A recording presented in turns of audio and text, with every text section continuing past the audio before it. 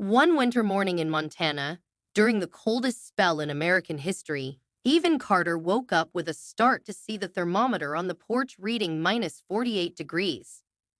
The air was so cold that every blade of grass and leaf was covered in ice, seemingly frozen in an eternal moment.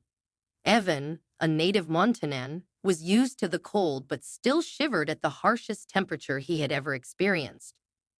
He poured himself a cup of hot coffee and turned on the TV to check the weather, but the howling wind outside pulled his attention away from the screen.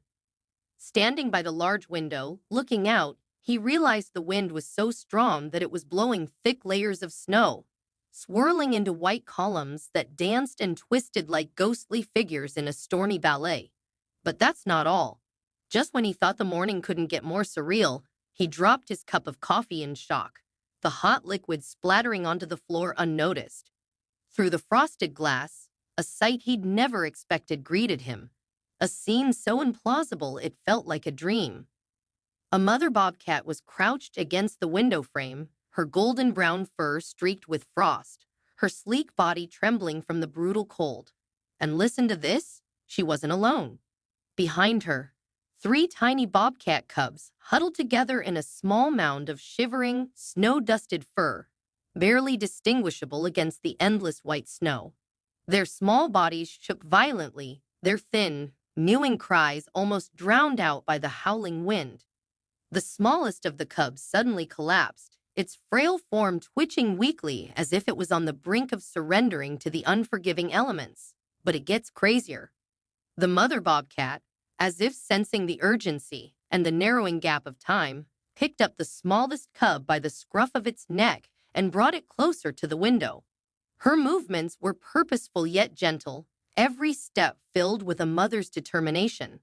She pressed its tiny body softly against the glass, her breath fogging the pain as she looked up at Evan with eyes that radiated both desperation and hope, begging him to understand the silent plea for help.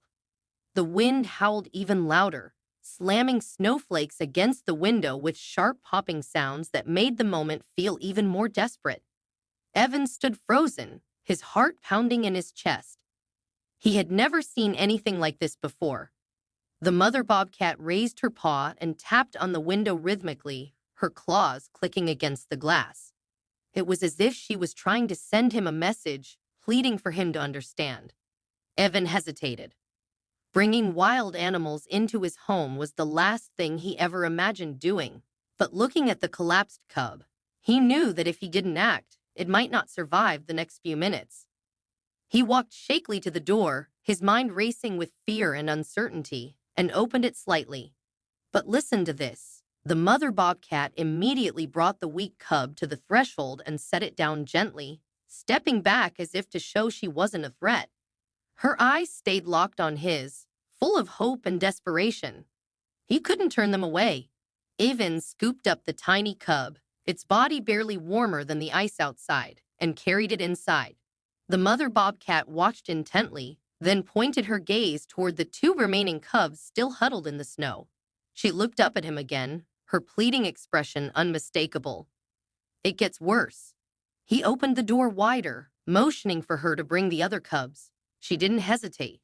One by one, she nudged the cubs toward him, her movements careful and deliberate. When all three cubs were inside, Evan hesitated again. The mother bobcat stood at the threshold, snow swirling around her as she waited for his permission. Finally, he nodded, stepping aside to let her in. She moved gracefully but cautiously, shaking the ice off her fur before stepping fully into the warmth of the house. And here's where it gets really wild. She didn't act like a wild animal at all. She seemed to understand that she was a guest, staying close to her cubs, and even brushing against the furniture lightly, as if to test her surroundings. Evan quickly gathered blankets, folding and layering them near the fireplace to create a warm nest for the bobcat family. The mother bobcat wasted no time nudging the cubs toward the heat, carefully adjusting the blankets with her paws and snout to ensure her little ones were as comfortable as possible. But that's not all. She turned her gaze back to Evan, her amber eyes shining with an almost human gratitude that seemed to piercing straight to his soul. he felt an unexpected warmth in his chest, a connection he could neither explain nor deny. The storm outside continued its relentless assault, the wind howling like a pack of wolves in full hunt. But inside, the atmosphere began to soften, a sanctuary against the chaos. The cubs, once trembling and weak, started to stir. The smallest one, nestled closest to the fire, let out a tiny, pitiful mew, its first sound since arriving. The sound was so faint, yet it filled the room with hope. Yvonne watched in awe as the mother bobcat leaned down to lick each of her cubs in turn, her rough tongue methodically warming them and coaxing life back into their small forms. The cubs, despite their wild nature, displayed an astonishing level of calm. They stayed close to their mother, their wide, curious eyes darting occasionally toward Yvonne, but without a hint of fear. It was as if they understood they were safe, as if they trusted him completely. Time seemed to stretch as Evan observed the family. The firelight flickered across their fur, creating a warm golden glow that contrasted sharply with the icy desolation outside. Every movement of the mother bobcat was deliberate and tender, her instincts finely tuned to protect and nurture her young. The smallest cub, now steadier on its paws, let out another soft sound, this one more confident, as it curled closer to its siblings. Evan couldn't tear his eyes away, feeling as though he were witnessing something both primal and profoundly sacred. The storm outside raged on, but inside, an unspoken truce and bond were forming. The mother bobcat glanced at Evan again, her gaze lingering this time, as if she wanted to convey her gratitude in a way words never could. Evan, still clutching the empty coffee mug he'd long forgotten about, felt a lump rise in his throat. How could an animal so wild, so inherently fierce, display such gentleness and understanding?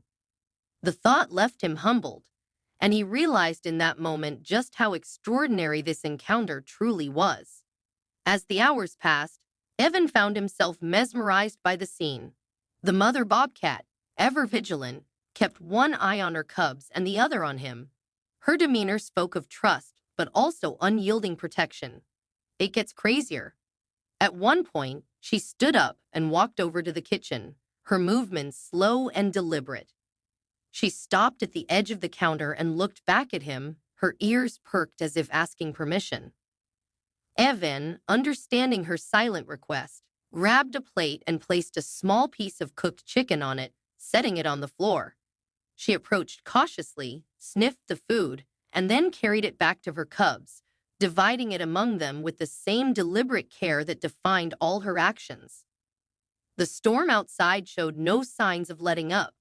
Snow piled high against the windows, and the wind continued to howl like a relentless beast clawing at the house. But inside, the warmth from the fireplace and the unusual bond forming between man and beast created a surreal atmosphere. The flickering firelight seemed to weave a spell over the room, softening the edges of reality. It gets worse. Evan realized that by helping the bobcat family, he had taken on a responsibility far greater than he had anticipated. The fragility of life in the wild was suddenly very real to him. He couldn't just let them back out into the storm. They needed time to recover, and he was their only hope. Over the next few hours, the mother bobcat's behavior continued to amaze him. She was careful not to damage anything in the house, even using her paw to push a fallen blanket back onto the pile. The cubs, now more energetic, began to explore their surroundings. But here's the wild part. They didn't act like typical wild animals. They seemed to understand the boundaries of the space, staying close to the fireplace and refraining from climbing or scratching the furniture. Their small paws patted softly against the wooden floor, their movements cautious but curious, as if they too understood the sanctity of this temporary haven. Evan couldn't believe what he was witnessing. The intelligence and awareness of the mother bobcat were unlike anything he had ever seen. She even seemed to communicate with him through her body language, tilting her head or flicking her tail to express her needs.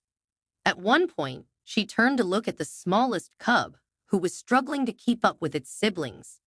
With a soft growl, She nudged it gently toward the warmth of the blankets, her maternal instinct evident in every gesture. But that's not all.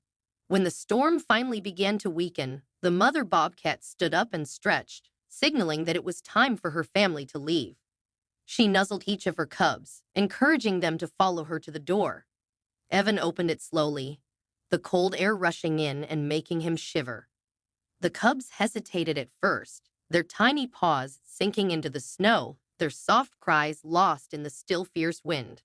The mother bobcat gently nudged them forward, her patience and encouragement unwavering. And listen to this. Before stepping out, she turned back to Evan and placed her paw on his arm. The touch was brief but powerful, a moment of connection that transcended species. Her eyes, filled with gratitude, seemed to convey a heartfelt thank you that no words could match. The family of bobcats disappeared into the snowy forest, their forms blending seamlessly into the white landscape. Evan stood in the doorway, watching until they were out of sight. The silence that followed felt heavy but not empty. The warmth they had brought into his home lingered long after they had gone, leaving him with a newfound appreciation for the incredible intelligence and emotions of the wild animals he had always admired from afar. The encounter stayed with him, a story he knew he would carry for the rest of his life. A story not just of survival, but of an extraordinary connection forged in the heart of a brutal winter.